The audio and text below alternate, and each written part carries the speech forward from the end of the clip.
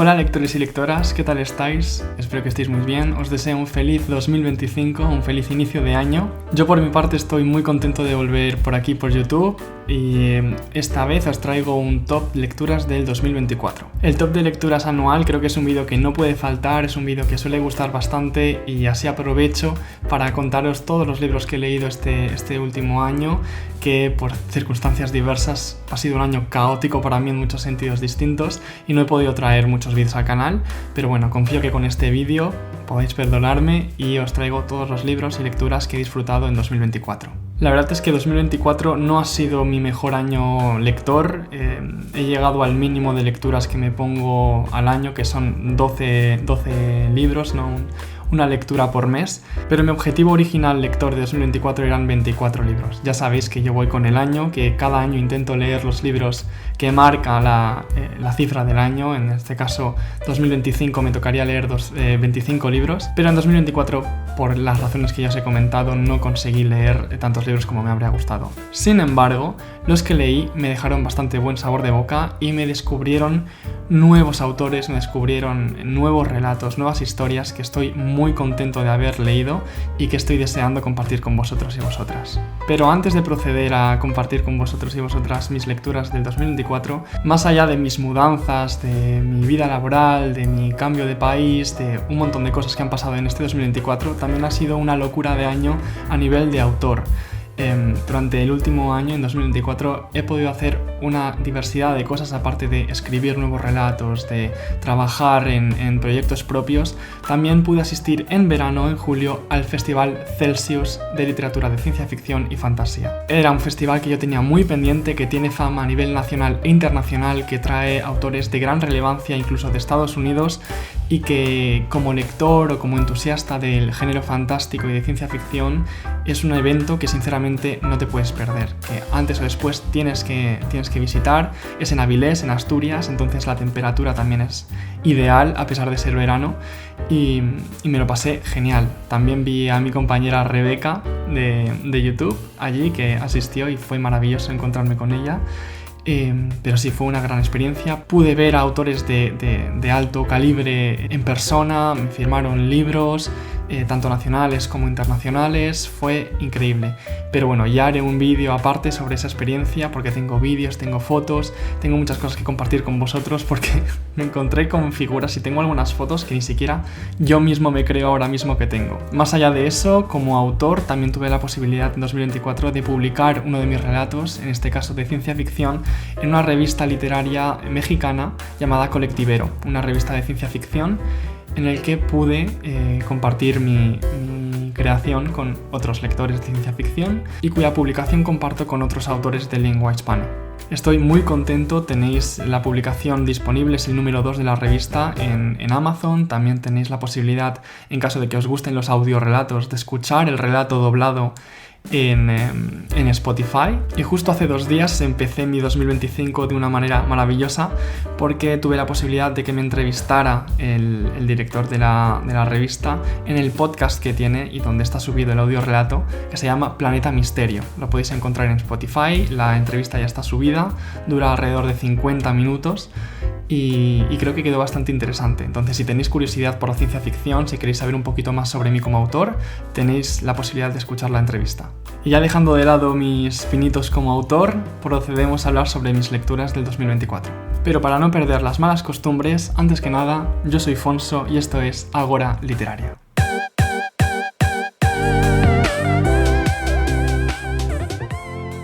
Bien, pues como os he comentado, mi 2024 fue una serie de 12 lecturas y 2 relatos cortos. Sabéis que a mí también me gusta contar los relatos cortos en la puntuación final del año, ¿no? Lector. Cuando leo relatos que no son parte de una obra publicada conjunta, sino que son relatos cortos publicados en páginas web o que he leído de alguna manera externa a una obra, ¿no? A un libro concreto, y este cuerpo de obras se divide entre libros físicos y audiolibros. Las 4 primeras obras que empezaron mi 2024 ya las comenté en uno de los pocos vídeos que grabé durante ese año, así que hablaré un poquito por encima sobre ellas, pero si queréis una reseña un poco más profunda podéis ir a ese vídeo que os dejaré en información aquí. El primer libro del que disfruté en 2024 fue en versión de audiolibro y fue Detrás del ruido de Ángel Martín. Ya sabéis que es la segunda parte de Por si las voces vuelven. Por si las voces vuelven como Detrás del ruido los quise escuchar en audiolibro porque el propio autor es el que lee su propia obra en el audiolibro y añade ciertos tonos, ciertos frases extra irónicas o le da emoción a la voz a la hora de interpretar su propia escritura, así que creo que es el formato más ideal para disfrutar de estas obras. Detrás del ruido es una obra de no ficción, ya sabemos que Por si las voces vuelven y Detrás del ruido son 2 obras en las que el propio autor habla de su propia experiencia a través de un brote psicótico que sufrió hace unos años, que dio su vida a un vuelco y que le dejó secuelas. Entonces, Por si las voces vuelven habla de la experiencia de ese brote psicótico y Detrás del ruido habla del después de ese brote. Por si las voces vuelven acaba con la superación de ese brote, digamos, de la reincorporación a la vida normal del autor. Y Detrás del ruido profundiza en cómo se ha mantenido después de ese brote, ¿no? De todo el mantenimiento, de todo ese juego de la salud mental, de cómo ha podido sobrevivir y mantener una vida estable después de ese brote. Insiste varias veces en que solo está contando su experiencia por si nos sirve a nosotros mismos, por si podemos extraer algo de valor de su experiencia personal. Eso lo deja bastante claro en todo momento. Pero es una obra interesante. No es una revelación ninguna, es una segunda parte que simplemente es una continuación, habla un poco de experiencias de después del brote, pero ahí se queda, es una segunda parte, está bien, yo la disfruté y os recomiendo que le deis una escuchada si os interesan los temas de salud mental, que creo que son bastante importantes a día de hoy. La siguiente obra que disfruté también fue un audiolibro, fue Objetos frágiles de Neil Gaiman. También os hablé de esta obra. Es un compendio de relatos cortos a lo largo de la trayectoria de escritor del autor. Tiene un prólogo muy interesante en la que habla de contextos vitales de cada relato que está publicado en ese compendio.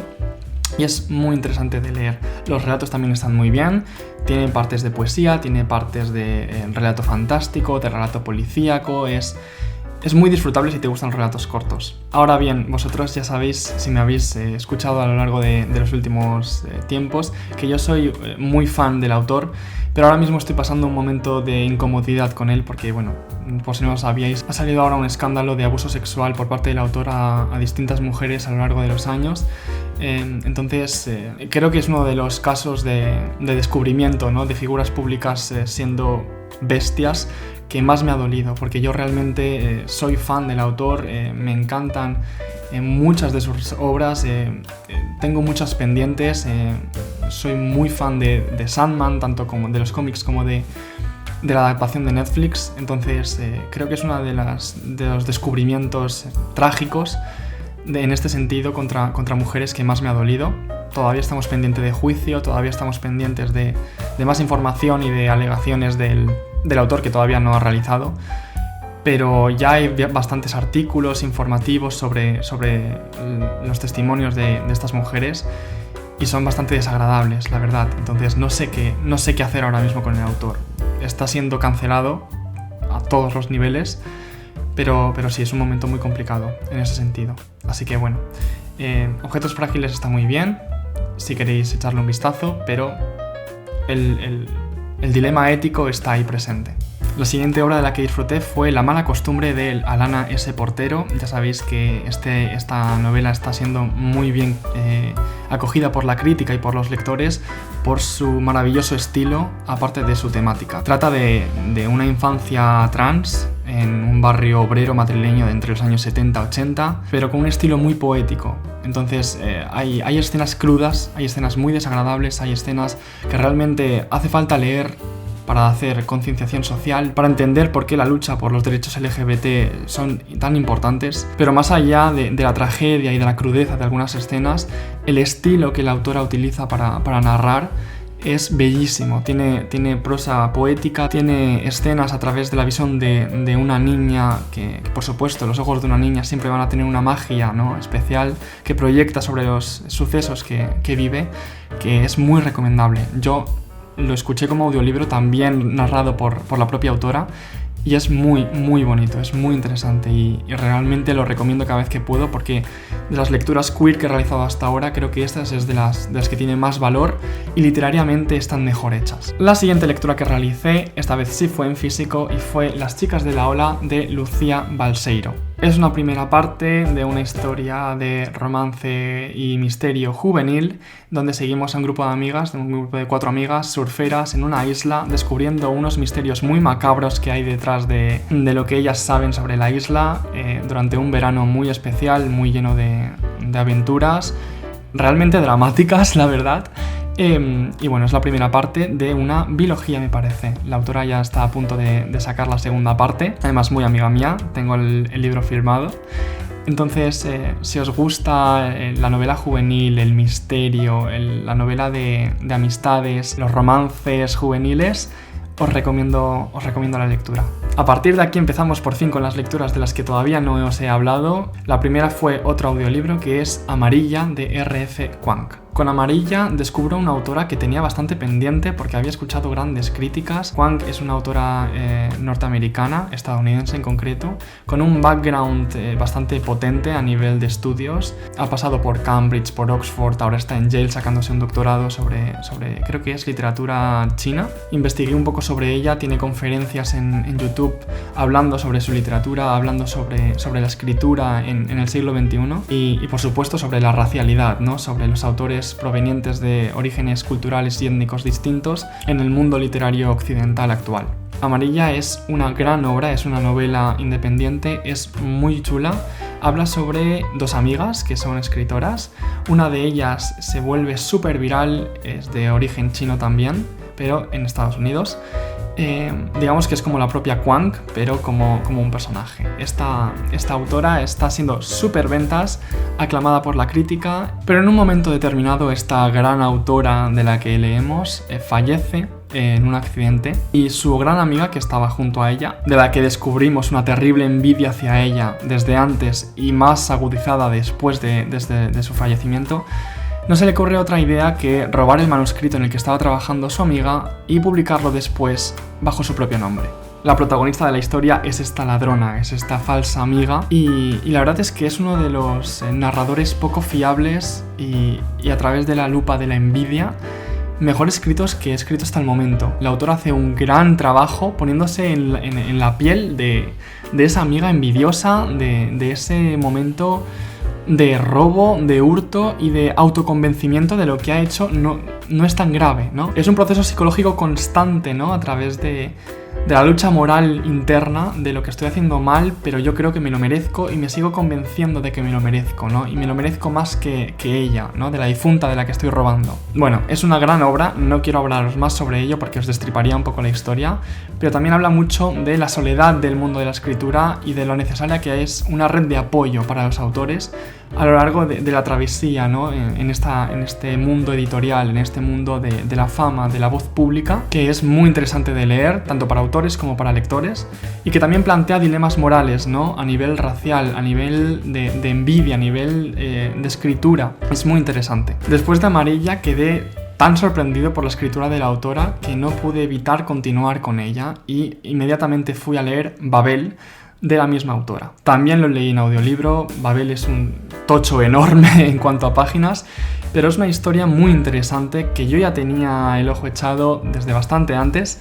Se trata de una historia dark academia en una gran institución como es Oxford en el pasado, siglo XVIII y XIX, y entramos en un mundo en el que existe la magia a través de la traducción. Existe un cuerpo de traductores al servicio del gobierno británico que son capaces de manifestar la magia a través de la grabación en plata de traducciones. Me parece un sistema de magia súper interesante, súper cercano al mundo literario a través de la traducción y súper poético, ¿no? Las barras de plata que los traductores son capaces de grabar con una palabra en su idioma y de la traducción de esa palabra al otro idioma que estudian. Y es súper interesante cómo funciona la magia en este mundo, porque es en esa traducción en el que la magia se manifiesta. ¿Y cómo se manifiesta? Digamos que cuando tú traduces una palabra digamos del español al inglés o del inglés al chino, a lo largo de la historia esa palabra, esa traducción ha tenido distintos significados, ¿no? Significados que se han ido perdiendo, matices que se han ido añadiendo, y todos esos matices o significados perdidos se manifiestan a través de la magia. Entonces los traductores estudian a lo largo de muchos años en ese mundo para aprender los distintos significados de esos matices, de esas interpretaciones de las traducciones en las palabras, para manifestar esos significados en el mundo real. Entonces, a partir del descubrimiento de esa magia, el gobierno británico utiliza a esos traductores como un cuerpo no solo intelectual, sino también militar, sino también como brazo opresor de unas colonias que empieza a obtener gracias a esa tecnología, gracias a esa magia, ¿no?, que los traductores son capaces de brindarle. Todo el sistema eléctrico, todo el funcionamiento del Imperio Británico empieza a funcionar a través de esa magia de la traducción.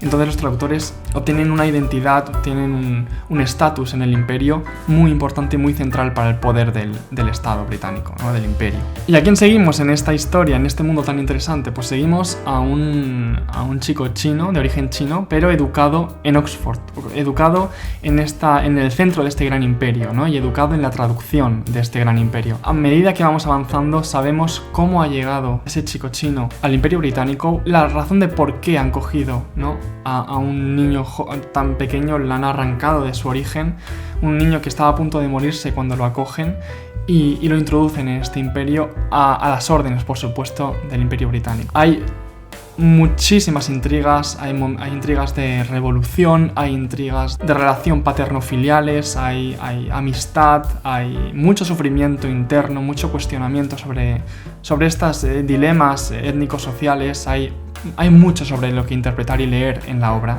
Entonces no solo es una obra que se queda con la magia y con esta maravilla de Dark Academia de la traducción y la magia, sino que también ahonda en todos estos asuntos sociales y étnicos de los que os hablo. También es una única novela, no es una saga, así que a pesar de la longitud y de todo el drama histórico y de todo ese sufrimiento que se lee en sus páginas, os recomiendo su lectura porque la escritura también es muy bella, también está muy bien escrito, y el prólogo que hace la autora, hablando del proceso creativo de la obra, del proceso de investigación que realizó para poder volcarlo en la obra, es súper intenso, súper bello, súper interesante, ¿no? Es apasionante. Yo me enganché a la obra antes de empezar la obra por el prólogo, ¿no?, por cómo la autora reflexionaba sobre el proceso creativo y sobre la investigación que realizó, más allá de la ficción en el libro. Siguiendo con la ambientación asiática, dejamos atrás el mundo estadounidense y nos volcamos en la pura Asia del siglo XIX, concretamente en Japón, con Kokoro de Natsume Soseki. Esta es una novela que me dejó un amigo, es preciosa, me encanta la edición, es increíble. Disfruté mucho de su lectura, pero también debo decir que es un clásico japonés del siglo XIX y no es fácil de leer. Es de Natsume Soseki, un autor, como os digo, clásicos para la literatura japonesa y que estableció las bases para mucha de la literatura de ficción moderna de Japón. Y cuenta con un prólogo súper interesante que nos explica el proceso de apertura de Japón a la novela, a la ficción, a cómo los estilos literarios fueron evolucionando con la influencia occidental en Japón, de cómo poco a poco fueron adoptando nuevas bases, cómo la novela fue tomando una forma concreta y cómo esta novela juega un papel crucial en esa construcción. Como os digo, la edición es fantástica, viene con estas ilustraciones en la portada. Es de Satori, que es una editorial que está muy especializada en este tipo de clásicos asiáticos y es súper recomendable. Soseki es un autor que, como tantos otros, inició su carrera con una positividad, con un optimismo, publicando obras satíricas, publicando obras de humor, que es como muchos autores a lo largo de la historia se han abierto camino, ¿no?, en el camino de la publicación. Y vemos como poco a poco, de acuerdo con el prólogo, y sinceramente me lo creo, fue abandonando, ¿no?, a lo largo de su vida ese optimismo para ir madurando como autor, ir construyendo de otra manera su literatura y también volcando en sus últimas novelas. Esta ya es una obra de madurez que escribió poco antes de fallecer, su pesimismo vital. Es un autor que en sus últimos años escribe desde la angustia, escribe desde la tristeza, desde la amargura vital. Y en esta obra encontramos un juego de dos narradores en estilo epistolar. Ya sabéis que a mí me encanta el estilo epistolar, cuando los personajes cuentan su vida o sus experiencias a través de cartas. Tiene una magia muy especial y esta novela utiliza, como os digo, un juego a dos voces. Un juego a dos voces que juega entre un sensei, un señor mayor, retirado de la vida, que vive con su mujer, sin más ocupación que la contemplación, y un joven escritor, un joven aprendiz que se siente muy atraído por el magnetismo de este sensei, de este maestro, y que quiere aprender de su vida, que quiere acercarse a él, quiere conocer sobre el origen de su tragedia, de este silencio tan profundo, ¿no? Y tan magnético que caracteriza al sensei. Hay un secreto muy profundo y muy oscuro detrás de la vida de este sensei, de ese silencio, de ese retraimiento, de esa vergüenza que siente. Y nosotros iremos descubriendo, ¿no?, su vida. Y no será hasta la segunda parte que el sensei contesta, ¿no?, a la carta de este primero con los secretos sobre su vida. Si os gustan las obras de reflexión, si os gusta la introspección de los personajes, meteros en su mente, aprender sus experiencias desde una voz muy japonesa, la verdad, con un estilo muy sobrio, con un estilo muy profundo, os recomiendo la obra. Pero también os recomiendo que la alternéis con otra obra más ligera, más fácil, más sencilla, más luminosa, porque no es una obra sencilla de leer y te mete en un agujero de tragedia, de descubrimiento, de la melancolía, que es complejo. Pero aún así es bellísimo y su escritura es magnífica, es muy depurada, se nota que es una obra tardía del autor, que ya es un autor que sabe cómo escribir, que sabe cómo expresar los detalles, pero sin meter extra de rebumbancia o de detalle poético innecesario. Entonces la recomiendo mucho. El siguiente libro que leí fue El aprendizaje del escritor de Jorge Luis Borges. Borges es un gran nombre de la literatura universal, es este autor argentino que ha escrito tantos relatos icónicos que resuenan a lo largo de la literatura, que se han vuelto un clásico, es del siglo pasado, pero parece que lleva toda la vida con nosotros. No puedes leer casi ningún ensayo literario que no mencione a Borges, sobre todo en relatos, en ficción corta, porque fue un antes y un después en la publicación en español. En este caso, el aprendizaje del escritor no es un ensayo propio, no es una novela, es una recopilación de conferencias que dio en la Universidad de Columbia el autor. En ella, pues, acoge distintas reflexiones sobre el proceso de escritura, sobre el análisis de sus propios relatos, por ejemplo, en ficciones, su compendio de relatos más famosa. Si eres un escritor, te interesa muchísimo leer esta recopilación porque habla de consejos de escritura, habla sobre su experiencia propia con la publicación. La estructura se divide en 4 partes, se divide en ficción, primera parte, poesía, segunda parte, traducción, tercera parte, y un apéndice que se llama El aprendizaje del escritor. Entonces, en ficción, en la primera parte, habla sobre todo de la cuestión de los relatos cortos, de su experiencia, un análisis bastante detallado, frase a frase, de alguno de sus relatos más icónicos y de lo que significó para él la publicación, ¿no?, de ese famosísimo compendio que es Ficciones. En poesía habla sobre sus experiencias con la poesía, porque él también fue poeta de joven, y también analiza, ¿no?, el mundo de la poesía. Tiene unas ideas bastante claras y unas opiniones bastante concisas sobre el mundo de la poesía y sobre lo que significa el poeta en la sociedad. Y luego también habla sobre la traducción en una tercera parte, porque él también fue traductor de grandes autores del inglés al español. También se le conoce como traductor y tiene una gran trayectoria y es muy famoso también por esta labor en la literatura. Así que es muy interesante como obra en general. Y el último apéndice, que es El aprendizaje del escritor, también es muy interesante para todos aquellos que estemos interesados en la producción literaria. Así que muy recomendado El aprendizaje del escritor. Luego me apeteció un poco más de ficción, un poquito más de novela sencilla y leí De conjuros y otras penas de Angela Slatter. Es de la editorial Duerme Vela, es una edición preciosa, fijaos en estos brillos, en este dibujo del bosque, es increíble. Es una novela corta sobre brujas, básicamente, sobre toda esta leyenda de las brujas, de las cambiaformas, de las creadoras de pociones, de la bruja del pueblo que ayuda a su entorno y al mismo tiempo cómo ese entorno no la trata del todo bien, la marginaliza, como todo el proceso de la Inquisición empezó a seguirlas y a acabar con ellas sistemáticamente, pero está hecho con una prosa muy ligera, muy fácil de leer, que engancha mucho Y se nota que la autora ha escrito mucho sobre brujas y que es una de sus criaturas favoritas, ¿no? Tiene distintas obras que hablan sobre estos personajes. No solo se quedan aquí, la protagonista es Paciencia, una bruja ya bastante vieja, bastante avanzada en edad, que acoge a otras brujas, que intenta no ser cazada en toda esta persecución, pero que también es muy poderosa y consigue salirse con la suya en distintas ocasiones bastante arriesgadas. Es muy interesante de leer, me encantó, no puedo más que recomendarlo si os gusta la hechicería, la brujería y toda esta leyenda, ¿no?, de las brujas. Súper recomendado. Además, conseguí que el libro me lo firmara la autora porque es una de las autoras invitadas al Celsius de este 2024, entonces me encantó. Tengo una foto con la autora firmándome el ejemplar en el Celsius y la verdad es que no me arrepiento para nada de haberlo comprado. Soy fan de la autora ahora y sí, es precioso, así que os lo recomiendo. La siguiente obra también fue una compilación de relatos y es Pelea de gallos de María Fernanda Ampuero. Es otra de las autoras que asistieron al Celsius de 2024. Yo la tenía muy pendiente porque leí algunos de sus relatos en la universidad, en uno de los cursos de literatura que cursé, y es increíble. Es una autora de terror que habla sobre el feminismo, que habla sobre el terror histórico de las mujeres, ¿no?, de la lucha de géneros. Es brutal. No tiene otra palabra, es brutal. Tiene una técnica, tiene una forma de quedarse en tu mente después de terminar el relato increíble. Yo cada vez que terminaba de los relatos de esta compilación me entraban escalofríos, me entraba una sensación de impresión brutal. Es increíble.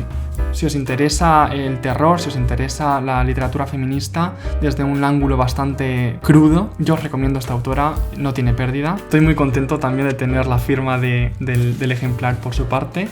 Así que sí, no puedo hacer otra cosa que recomendarlo. Conseguí estar en uno de sus talleres de relato, pero se tuvo que cancelar por X razones, así que, bueno, conseguí estar en una de las sesiones de sus talleres y es también una gran maestra, así que estoy muy contento de haber descubierto a esta autora, es ecuatoriana, así que recomendadísima. La siguiente obra de la que disfruté fue El príncipe cruel de Holly Black, otra de las autores que estaba en el Celsius. Os digo que en el Celsius fue todo el mundo. También estaba Cassandra Clare, estaba Tchaikovsky, estaba Christopher Paolini. Bueno, había un montón de autores increíbles, súper famosos. Pero sí, leí el primer libro de Holly Black. También quería tenerlo firmado. Estuve a esto de conseguir la firma, pero justo cuando estaba buscando un ejemplar para que me lo firmara, se habían agotado. O sea, el Celsius es una locura, pero bueno, a lo que íbamos. Escuché este audiolibro y bueno, es la primera entrega de una saga que se llama Los habitantes del aire y no estuvo mal. Es fantasía feérica, es básicamente cortes, intrigas palaciegas en el mundo de las hadas.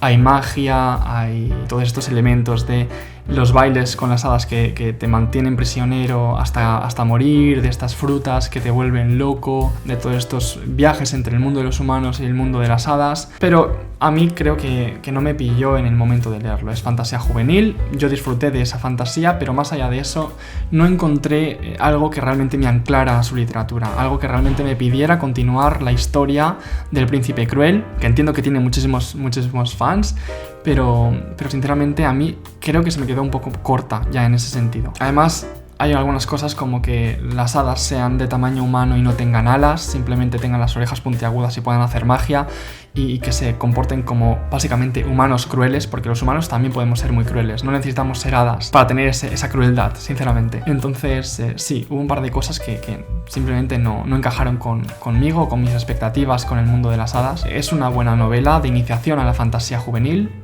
pero hasta ahí. Y la última obra que disfruté en el 2024, en el sentido de obra compacta, de libro, fue Ficciones de Jorge Luis Borges. Sí, me atreví, me lancé, después del aprendizaje del escritor tenía que leer sí o sí ficciones y me lancé de lleno. No hace falta que os diga cuánto lo disfruté. Sinceramente estoy sorprendidísimo de cómo un autor puede construir un mundo complejísimo en pocas palabras, en un relato corto. Cómo una relectura de estos relatos te enseña más detalles, te profundiza más y cada vez entras más y más y más y más. Son mundos muy impresionantes, son relatos hipnóticos, súper interesantes, porque además Borges era un erudito, no solo era traductor y escritor, sino que era un erudito. Ha leído muchísima literatura, conoce los entresijos de la literatura perfectamente. Además, tiene toda esa mitología de quedarse ciego a mitad de carrera y la ceguera, ¿no? El elemento de la ceguera, de la visión de mundos más allá de la realidad, que es muy interesante. Es un escritor que cada vez que lo lees te puedes interesar más y puedes adentrarte más. Yo he escuchado 4 o 5 de sus conferencias también en YouTube, que están subidas, y es súper interesante de escuchar. Tiene una facilidad de sacar recursos y conocimiento literario que le sale por los poros. Es impresionante. En ficciones, en estos relatos, juega con el tiempo, juega con el espacio, juega con las percepciones, juega con la lógica, juega con personajes que viajan en el tiempo y en el espacio y a lo largo de todo el relato en tu mente también. O sea, es una experiencia, sinceramente. Es muy complejo analizar esta obra, pero solo puedo hacer que recomendaros, si os gustan los relatos, es una obra que no os podéis perder, es un clásico de los relatos. Tiene algunos relatos que me dejaron sinceramente con la boca abierta por la belleza de las escenas o por lo interesante de las reflexiones que realiza, ¿no? Por ejemplo, Las ruinas circulares es precioso, o sea, es precioso, es mitológico, es onírico, es una maravilla. Otros también, como 3 versiones de Judas, que también reflexiona sobre el papel de Judas en la historia bíblica y si realmente conocemos a Judas como deberíamos conocerlo o cuáles serían las otras posibilidades de la existencia de Judas, ¿no? Del verdadero papel en la historia. Súper interesante, que invita a la reflexión. Creo que eso es una de las grandes riquezas de las obras de Borges, ¿no? Que son libros que después de terminarlos sientes la necesidad de releerlos porque es que no puedes dejar de pensar en ellos. Te dejan unas reflexiones en la cabeza, un estadio mental que invita al pensamiento, que invita a una conversación con el autor después de la lectura. Y es súper interesante. O sea, creo que es uno de los grandes descubrimientos de 2024 y estoy súper contento de haber decidido leerlo. Creo que si hay una obra en este último año que tenga que llevarse el top 1, es Ficciones de Borges, por todo lo que encierra. Todo lo que encierra a tantísimos niveles que es difícil de explicar si no se le dedica un vídeo, un curso, una charla, una conferencia o lo que sea completo. Y después de estos libros también leí justo para el curso para Ampuero distintos relatos que nos enviaron y en 2024 conseguí leer 2 de ellos. Son relatos cortos que se pueden encontrar en internet. Uno fue Un hombre sin suerte, de Samantha Schweblin, un relato que habla sobre la experiencia de una niña pequeña en una escena muy corta en la que, bueno, su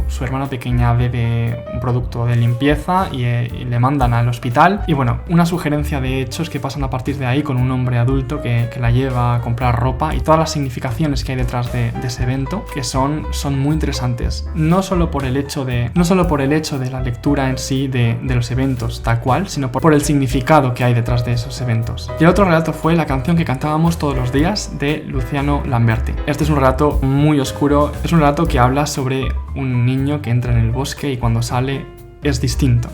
Es una persona distinta. Su madre empieza a enloquecer porque no reconoce a su hijo en el cuerpo de su hijo, porque hay una oscuridad interior que ha absorbido entre ese bosque. Entonces, la lectura de ese personaje, la lectura de todo lo que pasa alrededor de ese personaje por ese cambio de personalidad repentino y la reflexión de la oscuridad es súper interesante. También recomiendo estas lecturas, las podéis encontrar en internet. Y esto fue mi 2024 en lecturas. Espero que os haya gustado el vídeo. Tengo muchos proyectos para 2025, tanto de escritura como de creación de vídeos. Quiero hablaros del Celsius, que en 2025, por cierto, también me encantaría ir porque viene Brandon Sanderson. El gran Brandon Sanderson, entre muchos otros autores de gran fama, a España. Entonces, también me gustaría hacer un vídeo solo sobre mi experiencia y sobre mis planes para 2025. Tengo muchos planes y muchas ideas que no quiero compartir hasta que consiga terminarlos y publicarlos, así que muchas gracias por estar hasta aquí, muchas gracias por hacerme compañía durante todo este tiempo. Estoy todavía impresionado sobre cómo ha ido creciendo mi canal a pesar de mi falta de publicaciones este último año, y uno de los vídeos más famosos ha sido el de 100 años de soledad, gracias a la publicación de la adaptación en Netflix como serie. Ya la he visto, por lo menos la primera parte, estoy deseando ver la segunda cuando se publique. También habrá vídeo de reflexión, de comparación con la novela de 100 años de soledad y la adaptación. Muchas gracias por estar hasta aquí y nos veremos pronto. Leed mucho.